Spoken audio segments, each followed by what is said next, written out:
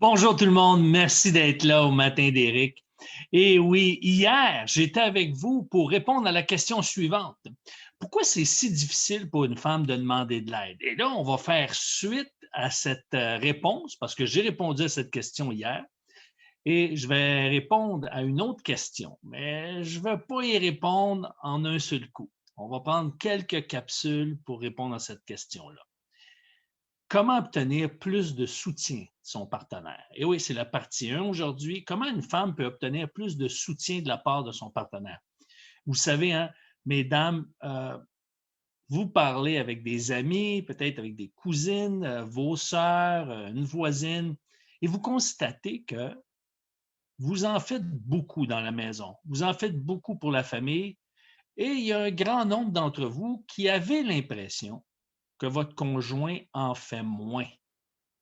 Est-ce que ça se peut, vous, mesdames, que même vous avez l'impression que lorsque vous avez connu votre conjoint au tout début, hein, quand c'était l'amour, quand c'était comme wow, il est donc spécial, il en faisait beaucoup plus pour vous. Puis maintenant, vous avez l'impression qu'il en fait moins, il fait moins avec empressement, euh, il est moins au devant. Et là, donc, vous vous dites, ben, il a pris pour acquis la relation. C'est possible. Mais il est possible également qu'un homme se sente comme ça. Un homme, règle générale, s'investit moins lorsqu'il se sent moins apprécié pour ce qu'il fait. Vous savez, vous, les femmes, vous aimez ça, être apprécié pour qui vous êtes. Nous autres aussi, on aime ça. Mais on aime beaucoup ça, être apprécié pour ce qu'on fait. Et quand on perd cette appréciation-là, on a moins le goût de se donner. On a moins d'élan pour se donner. Alors ça peut jouer en ligne de compte.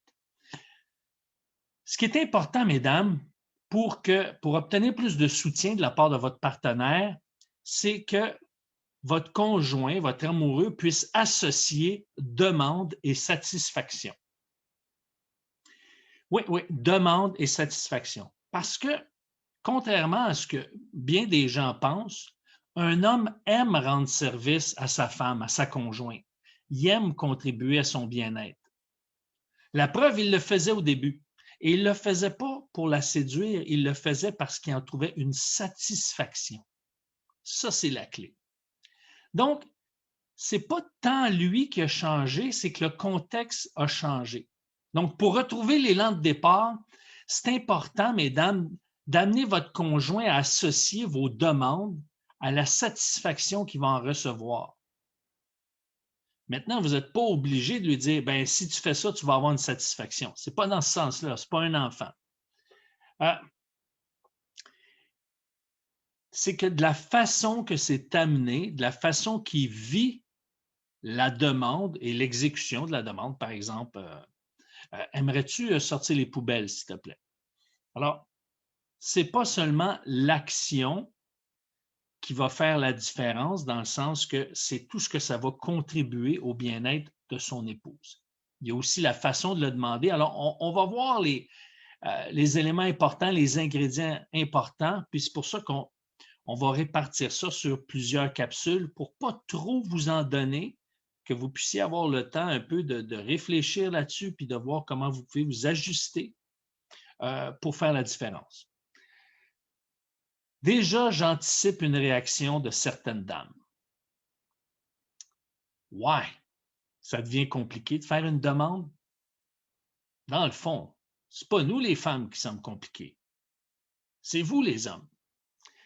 Bien, écoutez, je vais amener une comparaison. Oui, c'est vrai. Les relations, déjà en partant, c'est complexe. Parce que chaque être humain a son niveau de complexité.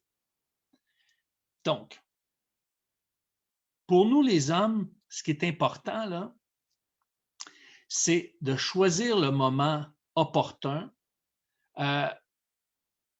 et aussi de la façon que c'est demandé. Ça, c'est les deux clés les plus importantes, OK? Choisir le bon moment pour demander à un homme un service, de l'aide, et aussi comment c'est demandé. Mais vous allez dire, ouais, mais pour nous, les femmes, c'est simple. Tu l'as même dit hier. On voit le besoin, on l'aide, puis ça s'arrête là, c'est fait. C'est sûr que si vous comparez l'aide entre les hommes et les femmes, c'est plus spontané, c'est plus instinctif, c'est plus prévisible, c'est mieux détecté entre vous les femmes. C'est vrai, ça demande un peu plus d'effort, un peu plus de doigté pour faire bouger un homme. J'en conviens. Maintenant, juste pour faire un parallèle qui est équitable, est-ce que ça vous arrive, mesdames, que lorsque vous partagez votre cœur, vous avez besoin que votre conjoint connecte, vous avez besoin que votre conjoint comprenne ce que vous ressentez, et là, en plein milieu de cet élan du cœur, en plein milieu de ce besoin qui est en vous, vous l'entendez, vous lancez des solutions. Et là, vous vous dites, ah, c'est pas ça que j'ai besoin, c'est pas des solutions. Bien, savez-vous quoi? L'effet que ça fait dans votre cœur quand votre conjoint vous donne des solutions, essaye de réparer votre problème plutôt qu'essayer de connecter avec votre ressenti, ce que ça vous fait dans votre cœur, c'est le même effet que ça fait dans le cœur d'un homme quand une femme prend pour acquis ce qu'il fait pour elle, ne le demande pas de la bonne façon, puis ne manifeste pas de reconnaissance. C'est la même émotion, c'est le même ressenti. Donc, pour nous, les hommes, on n'est pas des femmes, on doit avoir un recul pour se dire, oh, OK, elle est en train de m'ouvrir son cœur, elle n'a pas besoin de solution, les solutions me viennent à l'esprit, je dois me taire et là, me mettre dans un autre mode, essayer de comprendre ce qu'elle ressent puis ce qu'elle me communique au travers de ce qu'elle ressent, de connecter ce qu'elle communique avec ce qu'elle ressent. OK, ça demande une certaine gymnastique pour nous, les hommes. De la même manière, pour vous, les femmes, dans un contexte différent, ça va vous demander une gymnastique. Donc, c'est pour ça que c'est sûr que d'écouter cette capsule-là, ça peut être, pour certaines femmes, soit déstabilisant ou pour d'autres, dire « Oh, vais-je y arriver? » Oui, vous allez y arriver. Vous allez voir pourquoi? Parce que le résultat en vaut la chandelle. Et moi, je vais vous lancer un défi qui est simple. Commencez par demander à votre conjoint ce qu'il fait déjà, ce que vous recevez déjà comme service. Pratiquez-vous avec ça. Donc, ça ne sera pas compliqué. Pour ça, la première étape, c'est de prendre connaissance de ce que votre mari, votre conjoint fait déjà pour vous. Est-ce qu'il vous appelle avant d'arriver en retard, par exemple? Est-ce qu'il fait le ménage? Est-ce que c'est lui qui poussette le salon, les meubles du salon, etc.? Est-ce qu'il apporte vos paquets quand vous arrivez de faire l'épicerie ou quand vous faites l'épicerie avec lui? Est-ce que c'est lui qui prend soin de prendre les paquets? Et s'il y en a plusieurs, est-ce que c'est lui qui prend les paquets les plus pesants? Alors, vous pouvez vous faire une petite note, peut-être écrire, bon, qu'est-ce qu'il fait pour moi? Hein? Faire une petite liste, là, que ce soit tapé à l'écran ou dans un cahier, etc., dans votre journal, peu importe. Et à ce moment-là, vous dites, OK, je vais lui demander de l'aide pour ces choses-là. Bon, maintenant, il y a quelques petites nuances que je veux apporter parce que c'est important de considérer qu'il y a une façon de le faire. Okay? Mais en vous pratiquant avec des choses qu'il fait déjà, ça va vous aider justement à pratiquer le ton, pratiquer la manière, choisir les mots, etc. Alors, pourquoi je vous dis ça? Parce que même si vous demandez poliment, avec des mots gentils, par exemple, à votre mari de sortir les poubelles, si dans le ton, l'homme ressent une exigence ou un reproche, il va avoir tendance à donner moins. Je vous donne un exemple. Pourrais-tu sortir les poubelles, mon chéri? Ça fait 3 semaines que c'est moi qui les sors.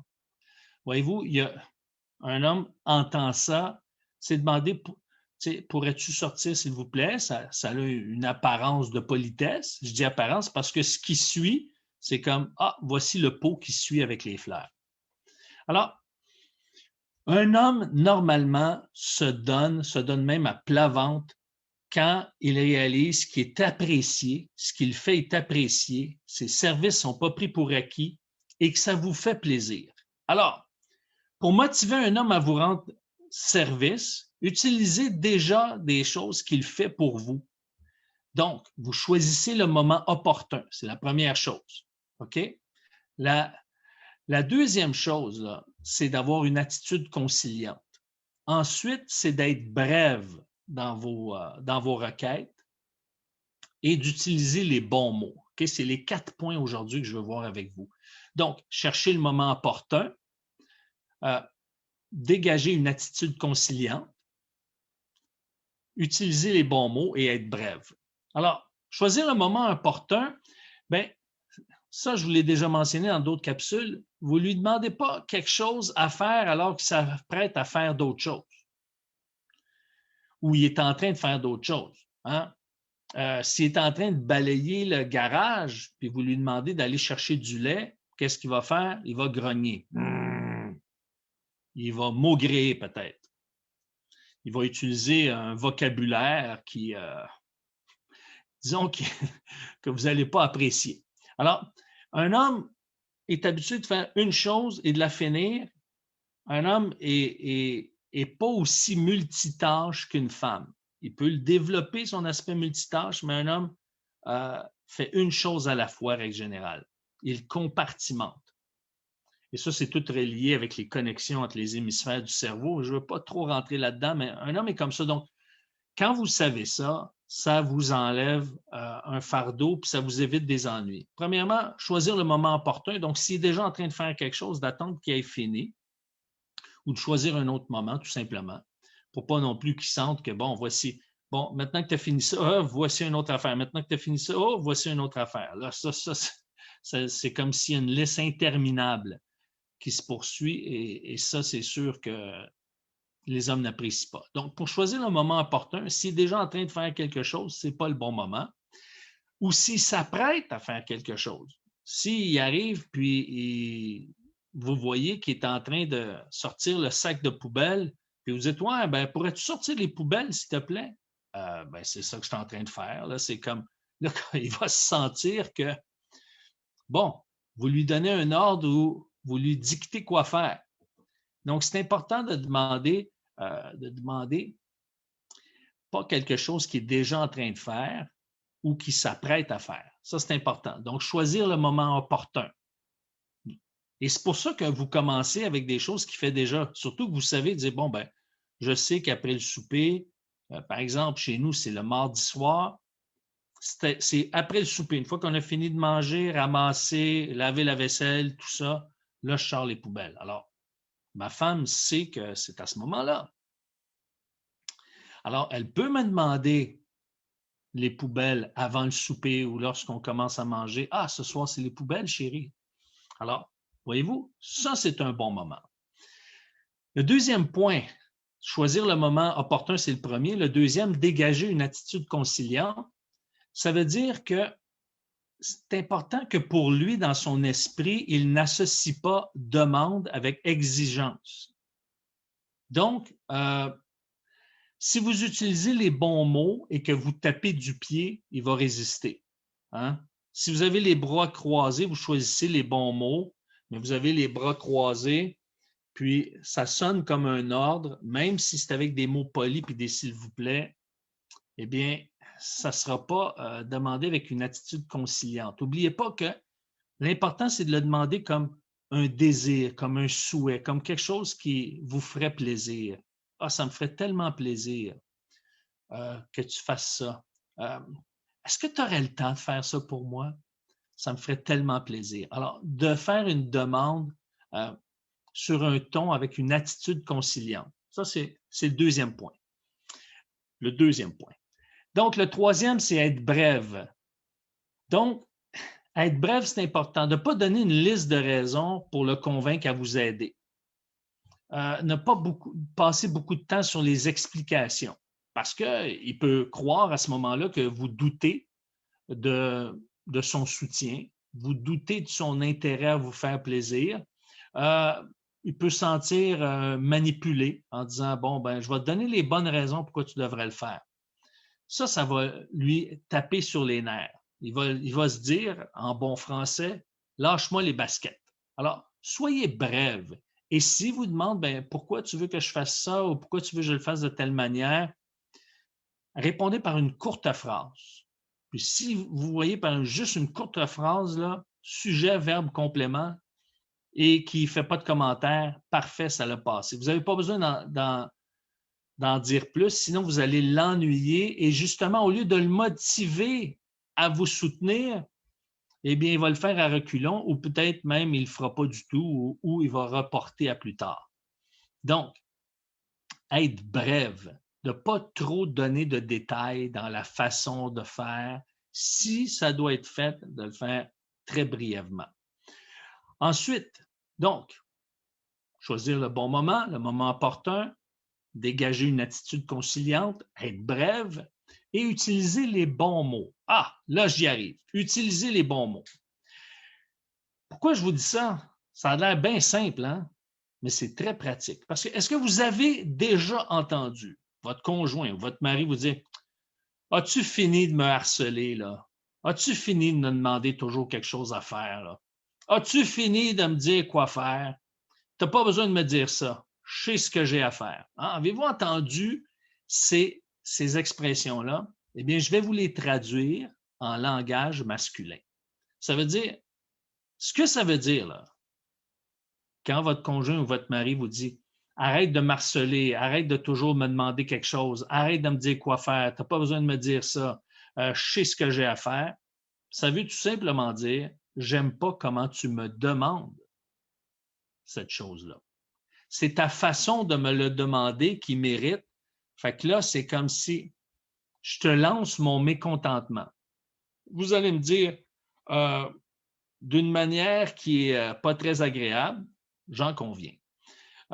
Mais il reste que ces réactions que vous n'appréciez pas est le résultat de ce que votre conjoint a reçu une consigne, une demande d'une façon qui le contrarie. Alors, vous avez intérêt à tout simplement ajuster votre façon de demander. C'est tout simple. Ça vient des mots qui ne sont pas appropriés. Vous allez voir, c'est très banal. Hein? La recherche a démontré que quand une femme dit à son mari « Peux-tu sortir les poubelles, s'il vous plaît? » Hein, voyez-vous, « Peux-tu sortir les poubelles, s'il te plaît? » Ou « S'il vous plaît » ou « S'il te plaît », tout dépendant là, de quel milieu vous êtes. Vous allez me dire « Wow, ben, c'est super ça, parce que je n'y ai pas donné un ordre. Je n'y ai pas dit « Sors les poubelles! Sors les poubelles! » Peux-tu sortir les poubelles, s'il te plaît? C'est très poli. C'est agressant pour un homme. La recherche démontre qu'un homme n'aime pas se faire dire « peux-tu ». Ouais. Parce que c'est comme « peux-tu », c'est « es-tu capable de le faire? Es-tu capable de le faire là? » Et un homme n'aime pas se faire dire « peux-tu faire ça? » Ça peut sonner pour certains hommes un genre d'ordre déguisé. Et savez-vous pourquoi vous l'utilisez, mesdames? Hey, peux-tu m'aider à faire ça? C'est qu'entre vous, ça passe bien, il n'y a pas de résistance. Entre femmes, la recherche démontre que ça passe bien quand une femme dit « Peux-tu faire ça pour moi? Peux-tu m'aider? Peux-tu aller chercher ça? J'en ai besoin. » Pour un homme, il se sent soit commandé ou soit infantilisé. Alors, comment on approche un homme? Aimerais-tu me faire plaisir, s'il vous plaît? Aimerais-tu faire ça pour moi? Aimerais-tu sortir les poubelles? Est-ce que tu voudrais faire quelque chose pour moi? J'aimerais ça que tu me rendes service. Donc, d'utiliser surtout le « aimerais-tu » ou « j'aimerais ça » ou « est-ce que tu voudrais faire ça pour moi », mais sur un ton comme vraiment « je te laisse le choix » et non pas « voudrais-tu faire ça pour moi » sur un ton comme autoritaire. Mais Et c'est pour ça que le j'aimerais passe mieux. Parce que c'est plus difficile de dire j'aimerais sur un ton sec. Tu sais, j'aimerais, ça invite à ça me ferait plaisir si tu le ferais. Maintenant, le choix est à toi. Et c'est ça qu'un homme a besoin d'entendre. Ça me ferait plaisir. Maintenant, le choix est à toi. Et quand il le fait, vous lui manifestez de l'appréciation. Alors, choisir le moment opportun, l'attitude qui est requise, une attitude conciliante, être brève et utiliser les bons mots, les bonnes expressions. Avec ça, vous allez minimiser votre résistance et pratiquez-vous avec des choses qu'il fait déjà. Donc, s'il sort les poubelles, ben, aimerais-tu sortir les poubelles? Pratiquez-vous. Peut-être qu'il va dire, ben, je vais le faire chaque semaine. Ah, là, vous répondez, ben, j'apprécie tellement, puis je ne veux pas prendre pour acquis que tu fais ça pour moi. Parce que ça me fait tellement plaisir que je n'aille pas à le faire et que c'est toi qui le fais. Alors, voyez-vous, pratiquez-vous avec ce qu'il fait déjà, parce que ce qui va suivre dans les prochaines capsules, eh bien, qu'est-ce que ça va produire, ça, en vous pratiquant avec les choses qu'il fait déjà? Bien, il va associer de plus en plus qu'une demande de sa conjointe, de son épouse, eh bien, ça crée chez lui de la satisfaction. Parce qu'il y a le sentiment qu'il répond à vos besoins, il y a le sentiment qu'il vous soutient et que ça vous fait plaisir. Il ne se sent pas menacé parce que c'est bien demandé, les mots sont bien choisis, vous êtes brève, vous avez un ton, une attitude conciliante et vous le faites au bon moment. Alors, pour lui, demande d'une femme ne produit que de la satisfaction. On continue. Comment obtenir plus de soutien de la part de son partenaire? On continue demain. Alors, demain, on va être plus spécifique, savoir demander de l'aide à son conjoint sans qu'il se sente sur la défensive. Est-ce que ça vous est déjà arrivé de le sentir qu'il est sur la défensive parce que vous lui demandez quelque chose? Bien, ça peut changer, mesdames. On voit ça demain. Sur ce, je vous souhaite un bon jeudi et ciao!